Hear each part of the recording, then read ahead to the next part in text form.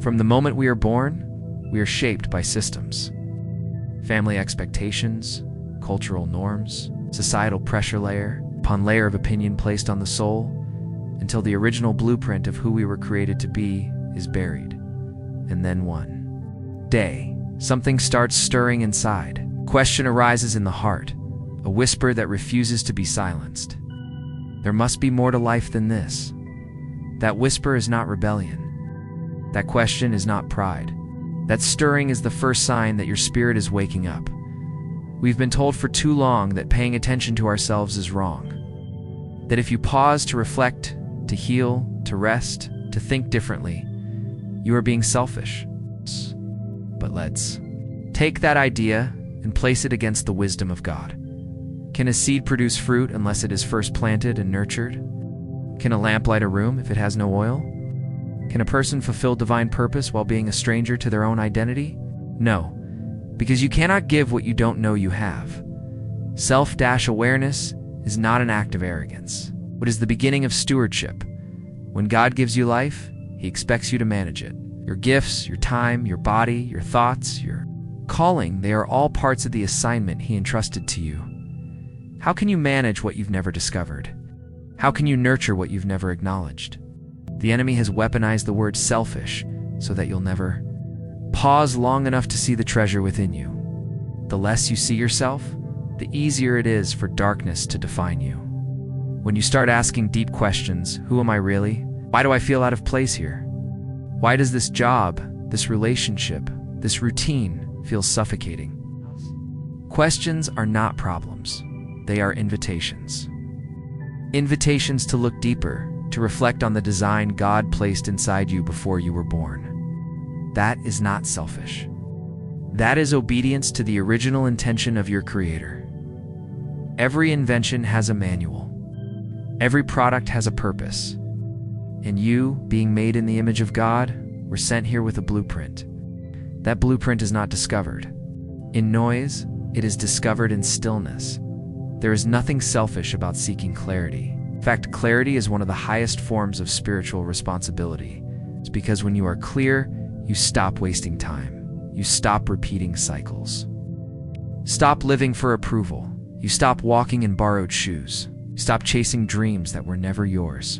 And you begin to walk with precision, begin to move with purpose.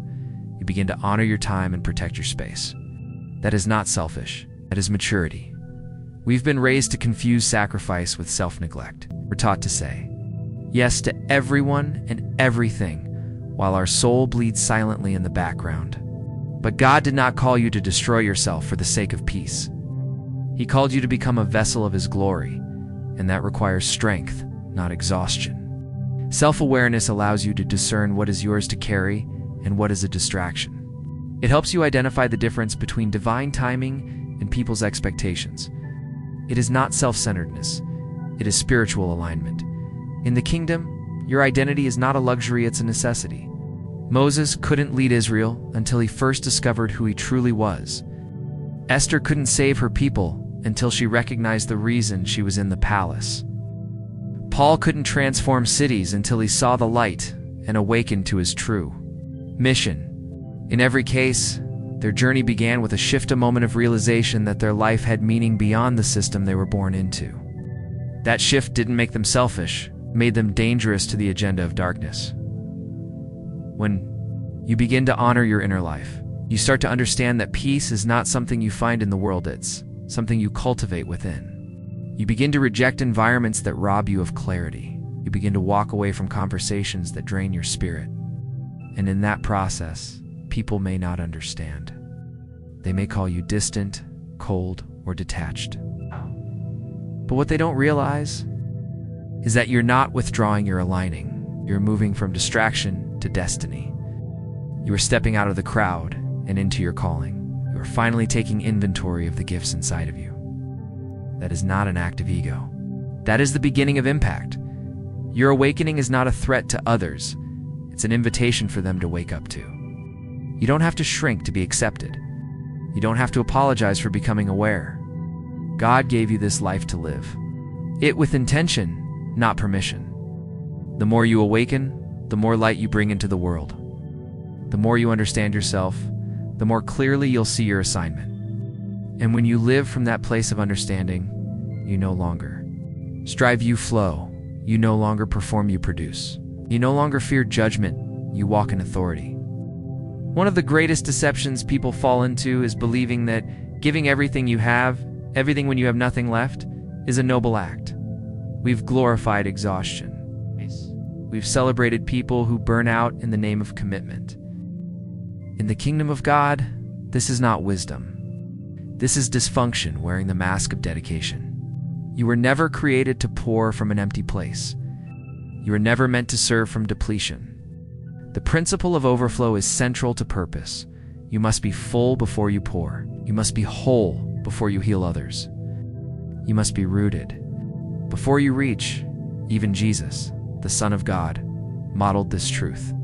He did not live in constant public performance. He often retreated to lonely places.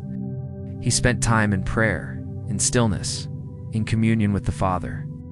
Why? Because even he understood. That effectiveness comes from fullness. And if the Son of God needed to replenish, how much more do you?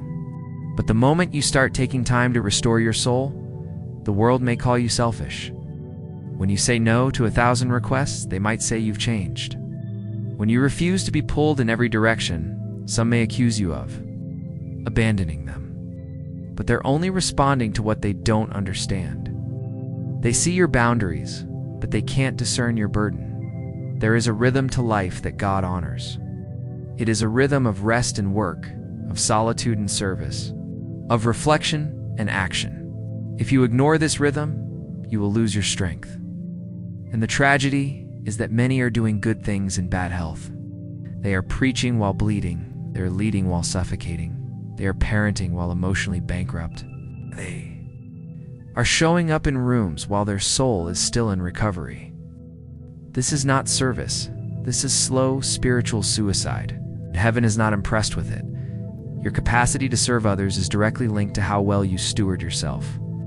You are a vessel. You are an instrument.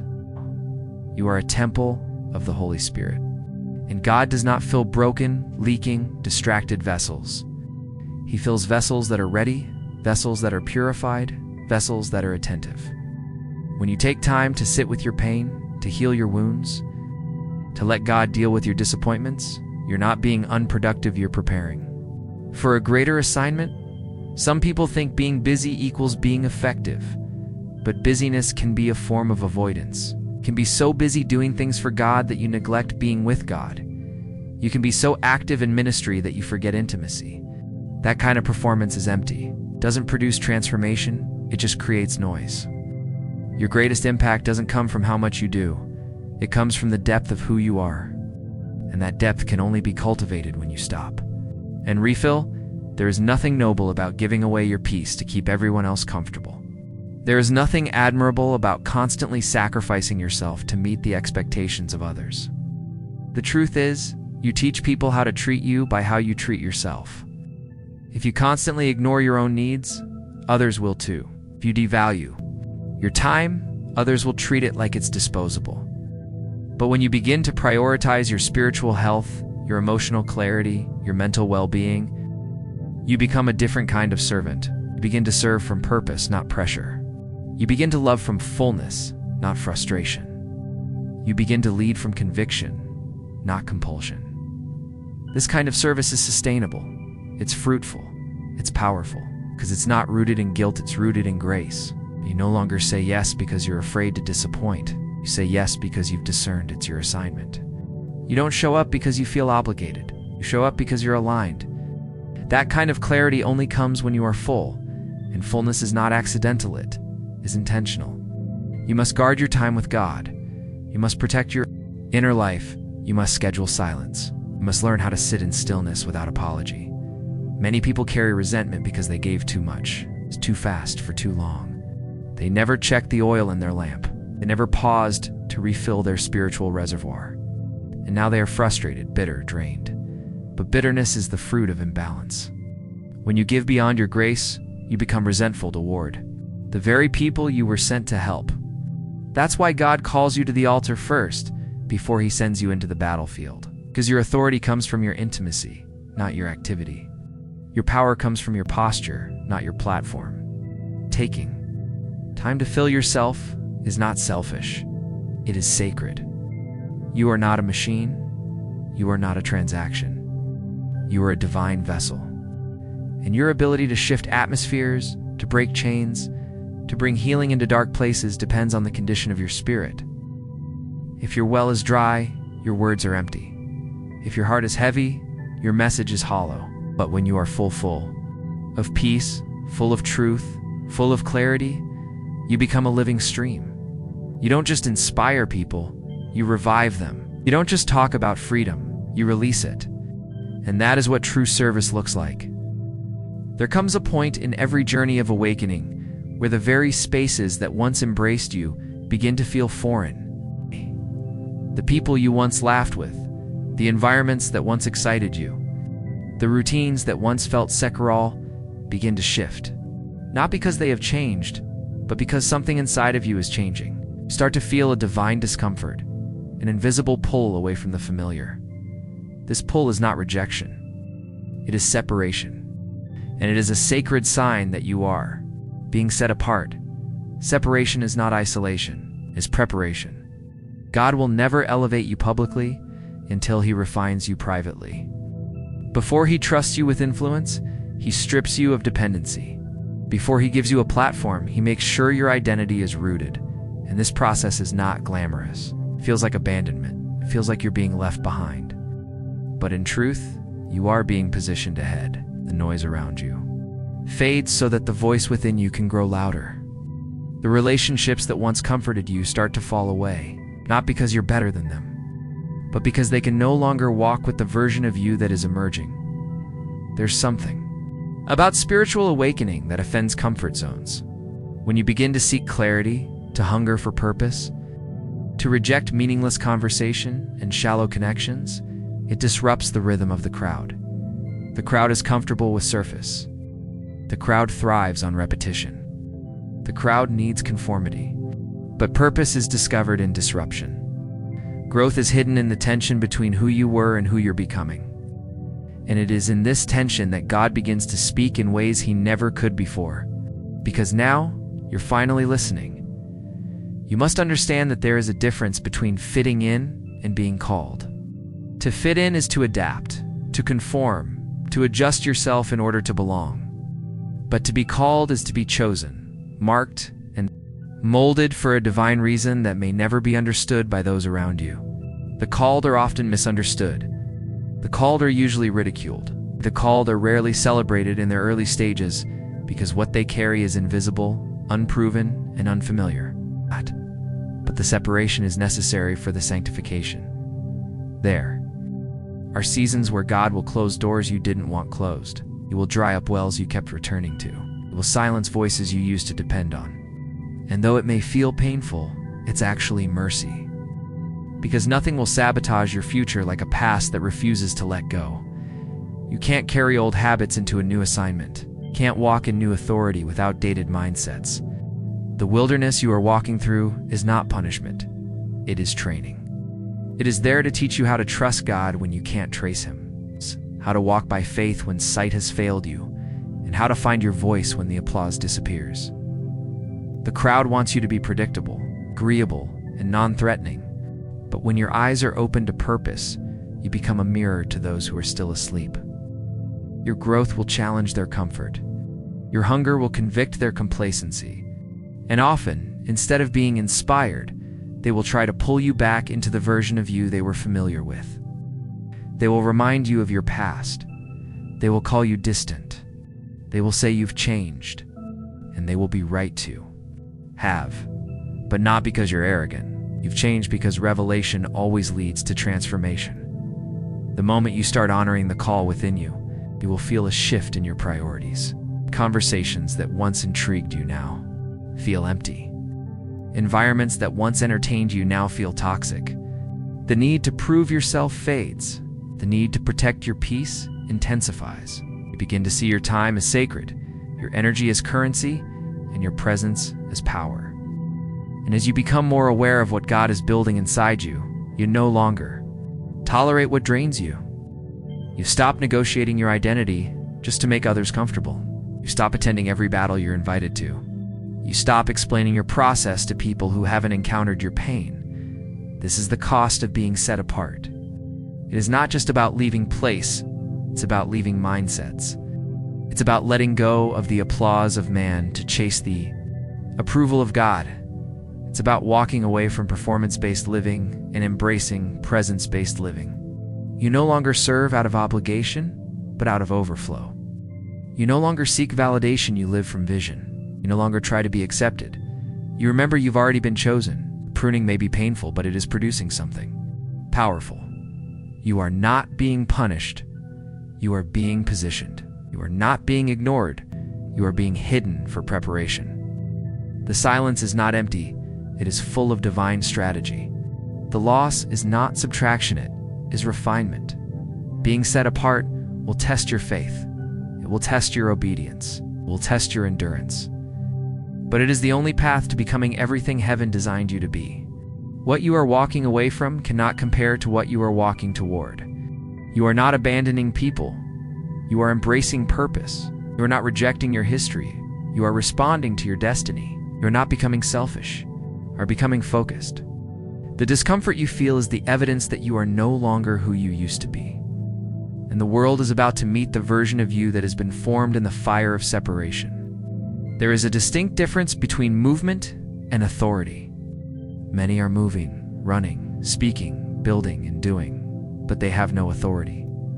They have ambition, but no anointing. They have influence, but no insight. They are present in the room, but not present in the spirit. Authority does not come from activity, it comes from alignment.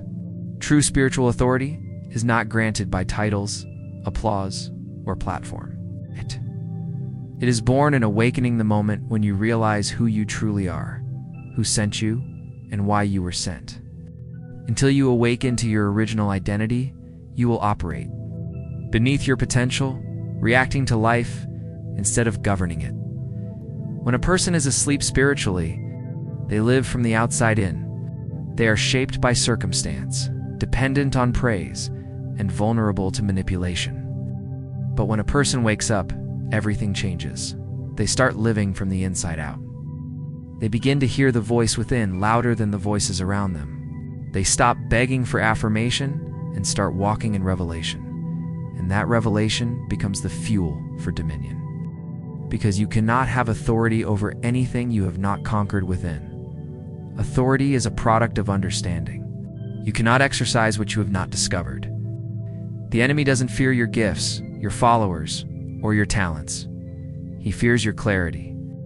When you understand who you are and what you were designed to do, your steps become calculated, your words carry power, and your presence shifts atmospheres. You no longer engage in meaningless battles. You no longer waste time proving your worth. You no longer dilute your voice to make others comfortable. You walk into spaces with quiet confidence, not because of ego, but because of awareness. When you awaken, the approval of man becomes irrelevant. You realize that applause can be given today and taken away tomorrow. You stop being enslaved to performance, and you start living with purpose.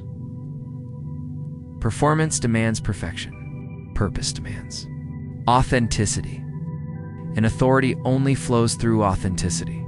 The more honest you are with yourself, the more aligned you become with your assignment. And when you're aligned, heaven backs you. Doors open without force. Favor finds you without striving. Strategy flows without stress. That's the kind of power that comes from walking in your divine identity. Many people confuse authority with noise. They think the loudest voice is the most powerful. But true authority is often quiet. It doesn't need to scream, it simply speaks, and things move. When Jesus walked into a region, demons trembled before he even opened his mouth. Why? Because he knew who he was. He didn't have to explain himself. He didn't seek permission. He carried presence. That's what awakening produces. It births presence. Not just public presence, but spiritual presence. You become a force in the invisible realm before anything changes in the visible. You begin to shift things in prayer. Disarm darkness with your voice and walk through life with the weight of heaven behind you. The most dangerous person in any environment is not the one who is loud, aggressive, or dominant. It is the one who has awakened. A person who is spiritually awake cannot be deceived easily. They cannot be manipulated by fear, bought by applause, or distracted by noise. Their discernment is sharp, their vision is clear, their steps are ordered.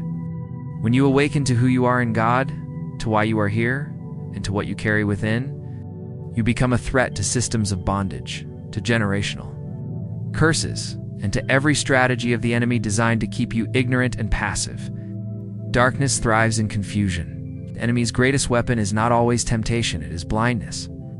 He does not have to destroy you if he can distract you. He does not have to attack you if he can keep you asleep, because a sleeping person cannot fight. A sleeping person cannot pray. A sleeping person cannot recognize the sound of war when it breaks out around them.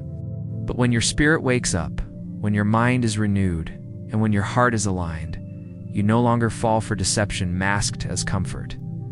You see the lies. You feel the shift. You hear the voice behind the voice. Awakening does not begin with information. It begins with revelation. When truth hits your spirit, not just your intellect, you are never the same. Begin to recognize patterns that once went unnoticed. You begin to question traditions that have no foundation. You begin to challenge cycles that were handed to you as normal. You begin to push back against generational behaviors that used to define your identity. This is not rebellion. This is spiritual warfare. Because when you break free, the chain reaction begins. You're not just fighting for yourself, you're breaking ground for everyone attached to your bloodline, everyone under your influence, and everyone assigned to your voice. An awakened spirit carries a different posture. It doesn't entertain every invitation. It doesn't engage every conflict. It doesn't respond to every criticism. Why? Because it has learned how to discern the source. Some things are not sent to challenge you. They are sent to distract you. Some conversations are not doors, they are traps. If the enemy can't kill your destiny, he will try to exhaust it with detours. That's why spiritual awakening is so powerful. It gives you the authority to say no without guilt and yes without hesitation. You are no longer double-minded. You are no longer confused. You are no longer dependent on others to confirm what God has already whispered in your spirit. Every awakened soul becomes a mirror. You begin to reflect truth in a world trained to believe lies.